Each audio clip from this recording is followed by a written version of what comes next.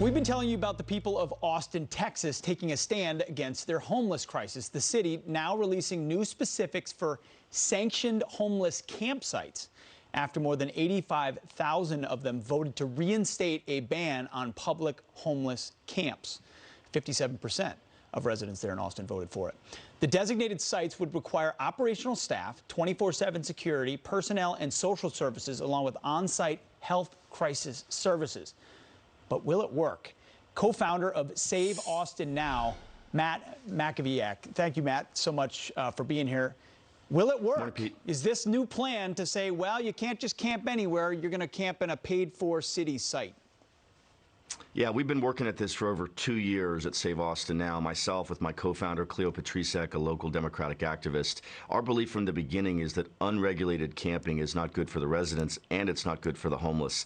In fact, camping ordinances, Pete, have failed everywhere they've ever been tried. You can look at Los Angeles, Portland, Seattle, San Francisco, Honolulu, Chicago, D.C., New York. The list goes on and on. In Austin, you did have actually almost 91,000 voters stand up on May 1st and say, no, we're gonna turn this around. We're gonna save our city.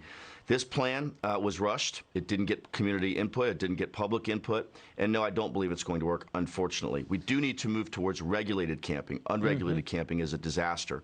But this is too expensive. There's not enough transparency. They're going to be putting homeless people in city parks, which is horrific for our environment. That ought to go so well. No, we need to look at this a little bit more closely and follow successful models like Community First Village in Austin, like Camp Esperanza.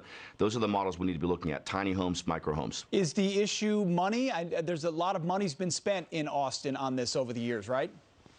Not an issue of money at all. They spent $161 million the last 3 fiscal years. We've gotten almost no new homeless housing from it. We've called for a complete, thorough, and independent audit before any new money is spent. In fact, now they're talking about spending $500 million for the next 3 years to house 3,000 people.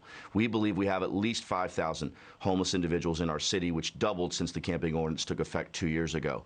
So they're tripling the funding after the first $161 million was inefficiently spent with no transparency whatsoever. It's not a question of resources.